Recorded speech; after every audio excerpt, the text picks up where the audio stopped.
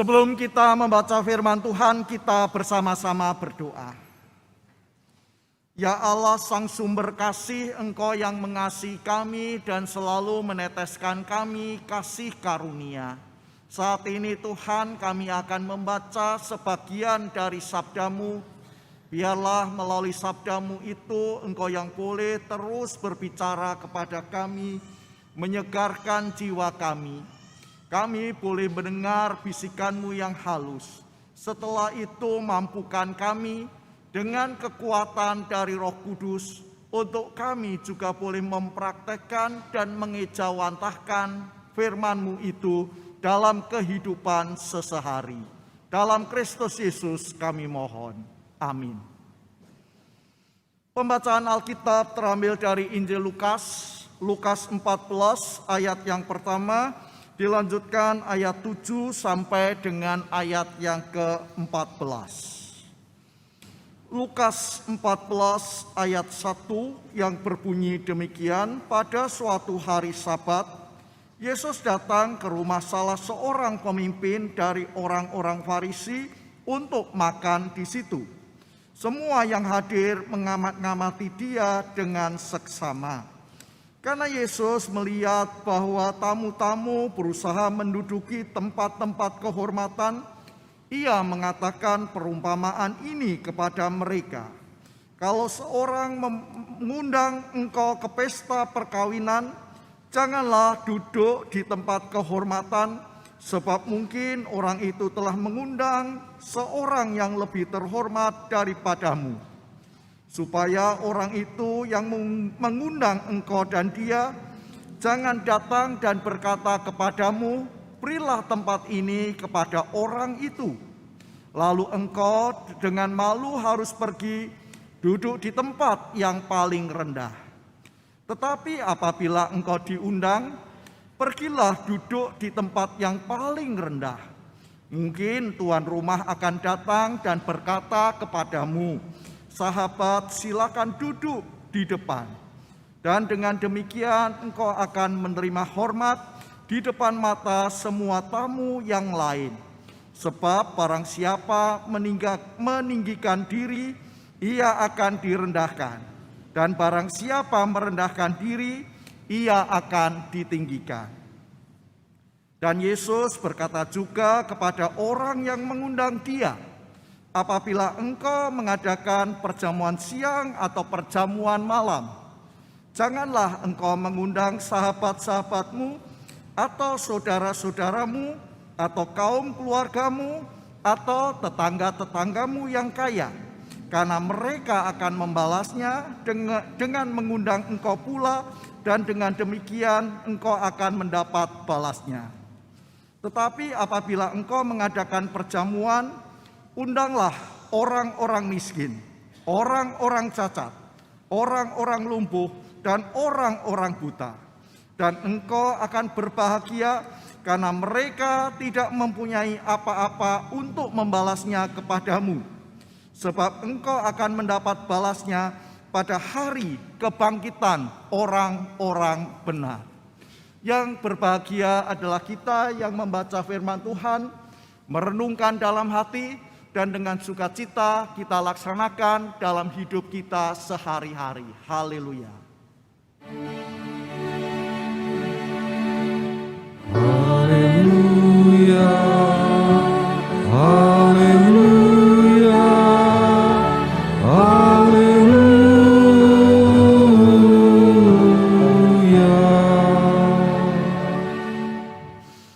Saudara sekalian, hari ini kita merayakan 34 tahun usia GKI.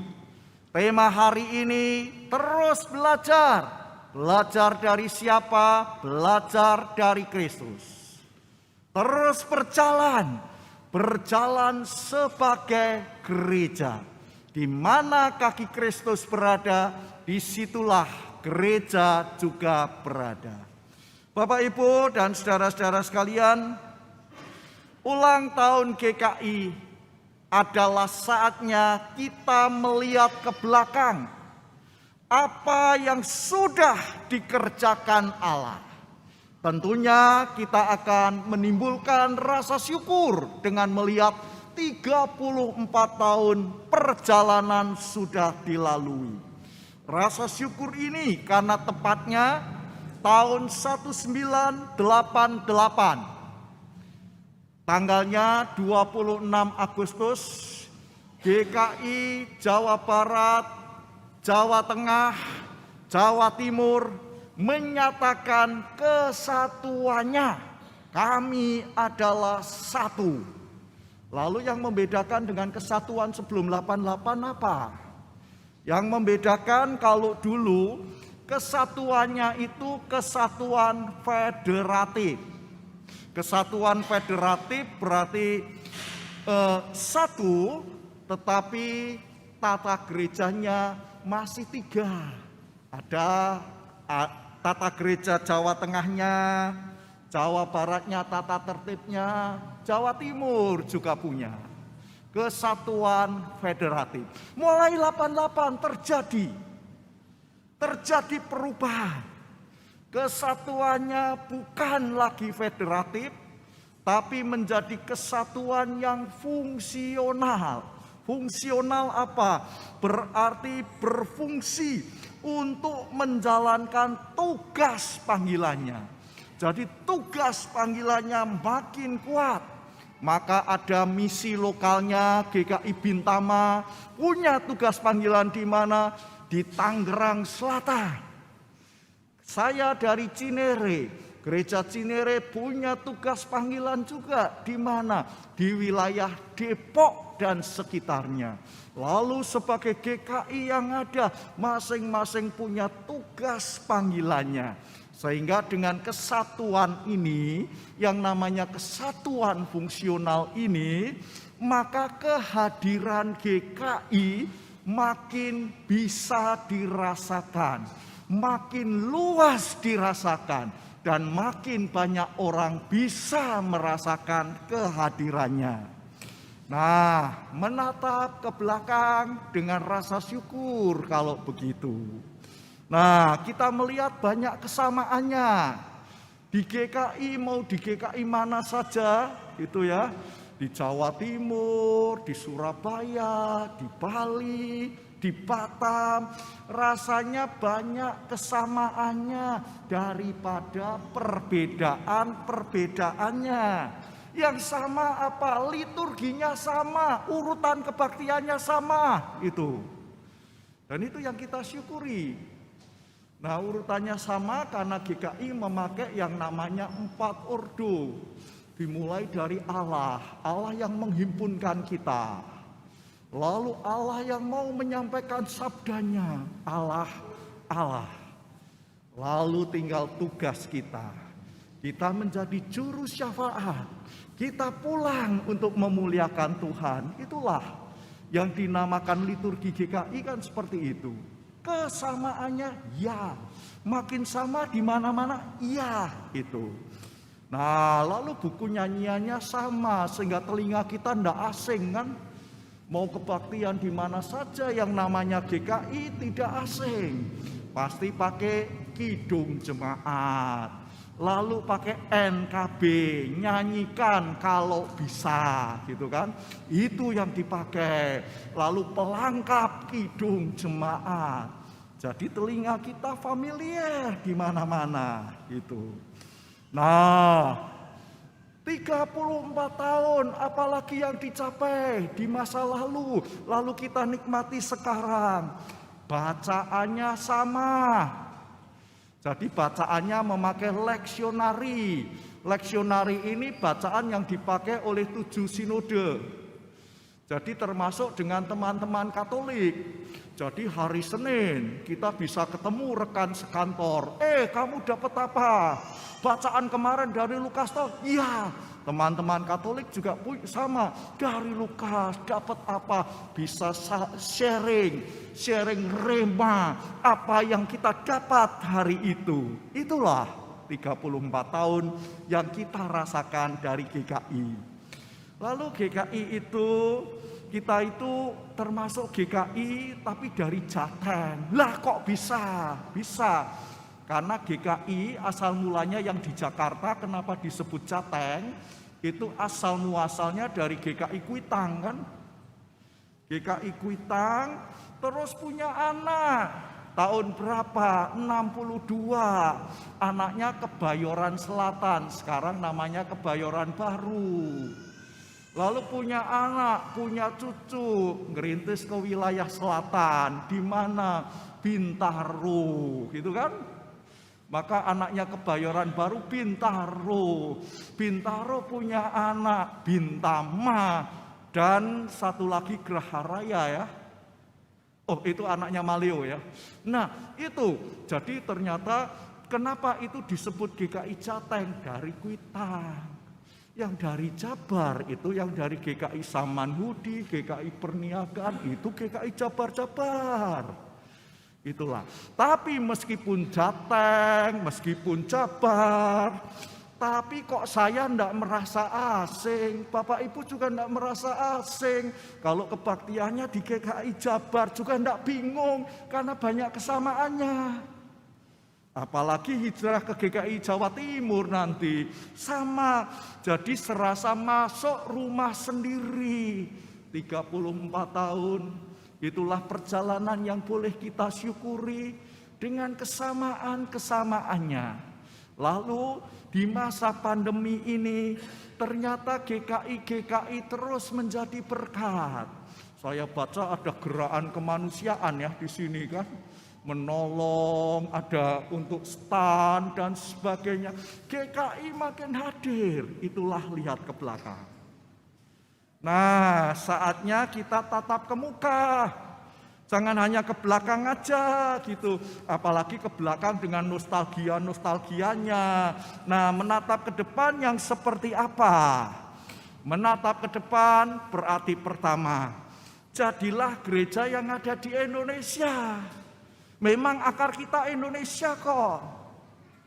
Yang bawa ya memang dari gereja Belanda, tapi jangan menjadi gereja yang ke-Belanda-Belandaan yang akarnya Indonesia gitu. Nah, yang mau hadir di sini di wilayah Tangerang Selatan, mau terus menjadi berkat, mau terus berkarya, itulah kalau kita menatap ke depan, itu yang perlu kita kerjakan. Yang kedua, kalau kita menatap ke depan, kita patut bersyukur. GKI ini rupanya ada di perkotaan. Kalau kita lihat sejarahnya ya, entah yang Jawa Tengah, Jawa Timur, selalu ada di perkotaan gitu. Nah, perkotaan dengan sumber daya manusianya. Jadi SDM-nya itu cukup tinggi gitu ya, berpendidikan. Bukankah itu potensi? Bukankah selain itu masih punya potensi dari ekonomi? Maka kembangkan itu di dalam sebuah sinergi, di dalam sebuah pelayanan. Kembangkan kemitraan dengan gereja-gereja kecil. Apalagi ada asetnya, universitasnya juga ada ya, Krida Wacana milik Jawa Barat gitu kan. Pusat ilmu, ada juga pusat kesehatan itu, sehingga GKI makin berkarya. Nah, yang perlu dilakukan satu, bukan kebesaran. Yang dicari bukan nama besar. Yang mau ditorehkan bukan prestasi. Seperti ajakan Yesus pada ayat 7 sampai yang ke-11. Bukan prestasi yang mau ditonjolkan. Tapi terus berkarya menyebarkan kabar baik. Terus bergerak menyebarkan kabar baik. Itulah GKI. Mari kita lihat berikutnya. Saudara-saudara, maka tema hari ini mau mengajak kita satu, ayo terus belajar. Belajar jadi murid Kristus. Bukankah saudara berkata, lah aku sudah baptis kok. Belajar menjadi murid tidak pernah tamat. Seperti 12 murid yang ikut Yesus tidak pernah tamat. Yang tamat itu kateksasi kan? Tapi kita menjadi murid tidak pernah tamat, harus terus belajar. Belajar seperti apa? Belajar seperti Kristus. Maka terus belajar sebagai murid. Belajar yang seperti apa? Belajar itu nambah pengetahuan. Teman-teman yang dari stan, dari tidak tahu jadi tahu. Itulah wawasan, itulah pengetahuan. Pengetahuan kita bertambah, skill kita bertambah itu. Belajar untuk tahu, belajar dengan kepala. Tapi untuk jadi murid Kristus, tidak cukup hanya belajar dengan kepala. Belajar untuk apa? Untuk meresap dan mencecap. Itulah akhirnya yang dari kepala, yang dari kita tahu, masuk ke hati. Setelah masuk ke hati, meresap, mencecap, merasakan, menjadi tangan, menjadi perilaku kita, menjadi langkah-langkah kita. Karena itu tema hari ini mau mengajarkan kita, ayo terus belajar sebagai murid Kristus. Lalu supaya apa? Supaya ketika Kristus ada di sana, Kristus yang pada waktu hidup di Palestina 2000 tahun lalu, kaki Kristus ketika ada di sana, disitulah kaki-kaki gereja, kaki-kaki GKI juga ada dan hadir di sana. Maka digambarkan di ayat 12 sampai 14. Kristus hadir di mana? Hadir di antara orang yang terbuang. Hadir di mana? Orang yang terlantar. Hadir di mana? Hadir selama dia berjalan. Jadi kehidupan Kristus itu kehidupan sebuah perjalanan itu. Maka saudara-saudara, mari kita lihat berikutnya. Berjalan dengan misi yang kita bawa. Kalau Kristus hadir membawa kabar baik, kabar sukacita. Apakah kehadiran kita juga membawa kabar baik, membawa kabar sukacita? Berdasarkan kitab suci, berdasarkan firman Tuhan, berdasarkan ajaran Kristus, GKI melakukan tindakan. Di mana kaki Kristus ada di sana, di mana tangan Kristus juga bekerja melalui Anda dan saya, melalui gerejanya. Itulah tugas kita ke depan. Saudara yang dikasihi oleh Tuhan, maka kita terus lanjutkan. Kalau begitu, gereja itu ada di dalam sebuah perjalanan. Perjalanan yang seperti apa? Perjalanan yang terus maju ke depan. Nah, perjalanan itu bahasa Latinnya peregrina, itu perjalanan. Dasarnya mari kita belajar dari Yesus sendiri. Menurut Lukas ya, hidup Yesus itu ada di dalam perjalanan. Perjalanan berarti dia akan ketemu banyak orang. Dia punya relasi baru, ketemu orang baru, ketemu suasana baru, ketemu kondisi baru. Tapi di situ Kristus terus bergerak untuk apa di perjalanan?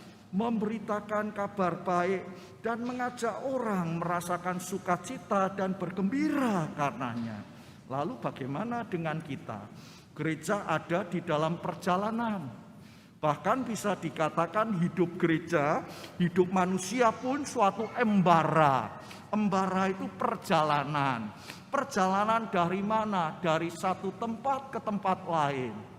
Teman-teman yang dari stan, dari tempat asalnya, ada yang dari Sulawesi, ada yang dari Sumatera. Perjalanannya kemana? Ke Jakarta, Tangerang Selatan. Ngapain? Ada suasana baru, belajar yang baru, dapat ilmu baru, jadi berkat di sana. Itulah. Nah, hidup gereja pun sama. Hidup sebagai sebuah embara. Melangkah dari satu situasi ke situasi yang berbeda. Situasi seperti apa sih? Situasinya dari zaman pandemi 2,5 tahun yang lalu kita melangkah. Sekarang masuk di dalam perjalanan situasi pasca pandemi, betul? Betul kan? Di situ kita melangkah. Suasananya juga beda. Nah, suasana pasca pandemi berarti suasana di mana ada pemulihan kehidupan, pemulihan ekonomi, masih berjalan tertatih-tatih ya. Tetapi dalam perjalanan itu kita lihat Kristus juga berjalan kok. Bahkan selama hidupnya kalau dilihat ya dalam Injil, Kristus itu ada dalam perjalanan. Lalu dalam perjalanan menjadi tanda cinta kasih Allah bagi dunia. Nah, dimulai dari mana? Ketika dikandung 9 bulan. Melakukan perjalanan enggak? Ya kan? Perjalanan dari mana? Nazaret ke Bethlehem. Itu perjalanan. Lalu ketika sampai di Bethlehem, situasi beda. Dari dalam kandungan langsung jebrol, owek-owek Natal, gitu kan? Selesai owek-owek, belum selesai owek-owek, melakukan perjalanan lagi. Perjalanan kemana? Mesir, ya kan? Situasi berubah lagi, situasi baru lagi gitu. Nah, kalau ditanya mana yang enak, zaman di kandungan atau zaman owek-owek atau zaman ngungsi di Mesir, tiap zaman punya tantangannya sendiri. Tetapi tugas Kristus adalah ketika dia datang, dia menyampaikan kabar baik, ngajak orang bergembira, menyambutnya, itulah. Nah, gereja ada seperti itu. Nah, ketika Kristus hidup, melakukan perjalanan enggak? Iya. Dia ketemu yang sakit, dirangkul. Ketemu yang susah, ditolong. Ketemu dengan orang kusta, disembuhkan. Itulah di jalan, ketemu banyak orang. Suasana baru, tetap jadi berkat, iya. Sampai dengan bacaan hari ini. Bacaan hari ini juga ketemu dengan diundang perjamuan. Nah, itulah suasana baru, situasi baru. Sampai sebelum Kristus naik ke surga, melakukan perjalanan enggak? Iya. Di mana? Lukas 24 itu loh. Perjalanan kemana? Ke kampung Emmaus. Lalu ketemu orang yang sudah frustasi besar itu toh. Memberitakan kabar baik? Iya. Nah, gereja juga mengikut Kristus. Kristus yang berjalan dari sebuah situasi, sebuah tempat, sebuah keadaan, juga dengan saudara dan saya. Nah, maka Lukas 14 ayat 1 sampai 5 ini mau menggambarkan Kristus yang ada dalam perjalanan, lalu dalam perjalanan itu selalu menawarkan kabar baik, mengajak orang bergembira. Berikutnya kalau kita bedah saudara-saudara, nah dalam perjalanan itu kemudian masuk era baru kita. Nah disitulah tugas kita sama yang nomor 2. Mari seperti Kristus yang menebarkan kabar baik. Tugas kita sebarkan bunga-bunga di seberang jalan melalui hidupmu. Melalui kehadiran gereja, melalui kehadiran GKI yang ada di tempat kita masing-masing. Nah, maka di sini digambarkan berikutnya ada 2, 1. Bangun sikap etis dalam kehadiran. Itu yang ada di ayat 7 sampai 11. Membangun sikap etis dalam kehadiran.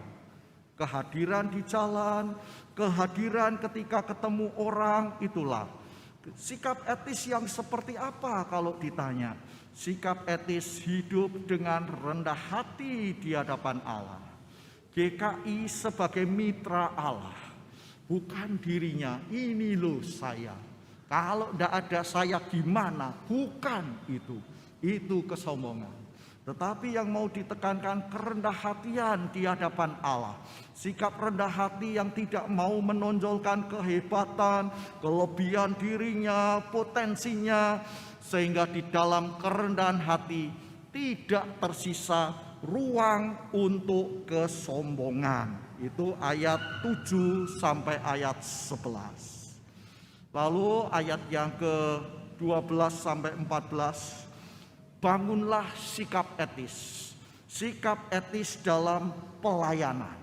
Kalau dalam kehadiran rendah hati di hadapan Allah, Di dalam pelayanan, hadirkan nilai-nilai baru dalam kehidupan. Nilai baru yang seperti apa? Solidaritas orang kecil, orang papa, orang yang tidak punya. Nah, sebagai penutup, sikap etis dalam pelayanan, saya akan menutupnya dengan masker. Bapak Ibu pakai masker? Iya. Nah, mengapa pakai masker? Karena zaman pandemi dan pasca pandemi. Tapi saya akan menutupnya ini, kenapa disebut masker? Ini sebuah singkatan. Membangun sikap etis di dalam pelayanan disingkat ini masker. Saya mengolahnya dari Pak Bono, itu Bono Wiratmo, tapi saya coba olah. Pertama, saudara-saudara, M-nya itu makanan. Masa pandemi, bukankah orang saling melayani? Saling melayani dengan apa? Tindakan yang paling sederhana. Paling sederhana seperti apa? Melalui makanan. Nah, maka ada rantangan. Zaman orang yang kena COVID dikirim makanan? Iya. Lalu orang yang butuh makan masih dikirim beberapa hari? Iya. Maka M yang pertama, mulailah dengan makanan. Itu tanda kehadiran. Ada rantangan, ada tentengan. Di Jogja, Bu Rukmi itu yang ada di sono, Jogja biasanya dengan tentengan sayuran. Jadi ada sayur yang digantung, lalu di RT itu orang yang butuh silahkan ambil secukupnya untuk makan. Bukankah itu adalah simbol etis dalam pelayanan? Orang yang baru pulang dari rumah sakit dikirim makanan, itu wujud solidaritas kita.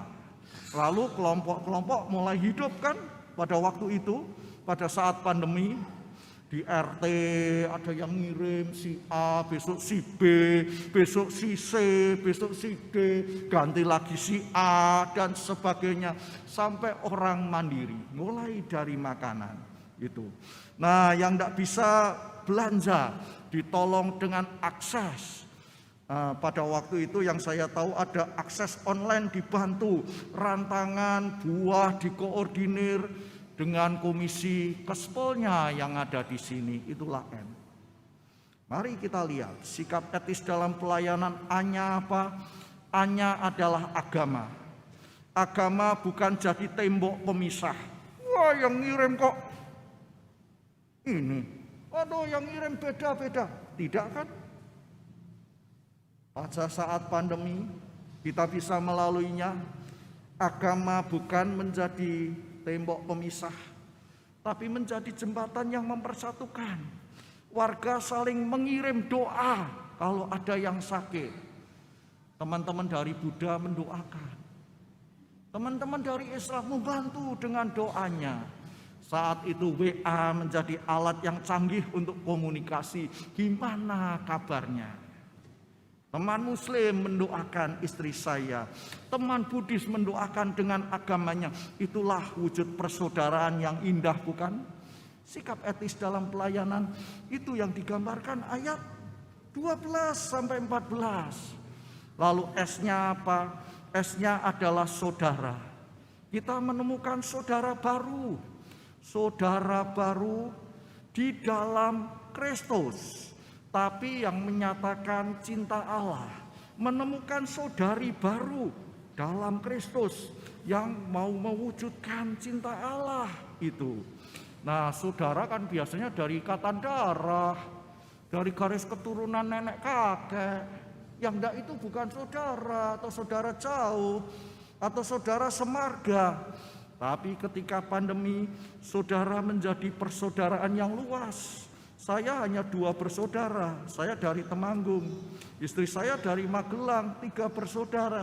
Tapi selama pandemi menemukan saudara-saudara yang lebih luas daripada 3, daripada 2. Bukankah kita bisa melaluinya? Lalu kita lihat K-nya komunitas. Komunitas gereja, gereja boleh kosong, tapi komunitasnya hidup. Komunitas di mana? Yang kemudian saling peduli di lingkungan-lingkungan. Ibadah boleh tutup, ganti online, tetapi aktivitas yang namanya komunitas makin bisa dirasakan. Itu kan? Nah, E-nya apa? Emosional. Ada dukungan emosional. Manusia sakit, ya tubuhnya sakit, tapi emosi, jiwanya justru di situ mendapat dukungan satu dengan yang lain. Dan R-nya apa? Religiusitas. Religiusitasnya kemudian meningkat. Saya yang ditolong, saya merasakan, oh kok saya juga diperhatikan. Yang menolong juga dapat kepuasan. Itulah masker. Makanan, agama tidak menjadi masalah, menemukan saudara, komunitas menjadi hidup, ada dukungan emosi, dan masing-masing rohaninya bertumbuh.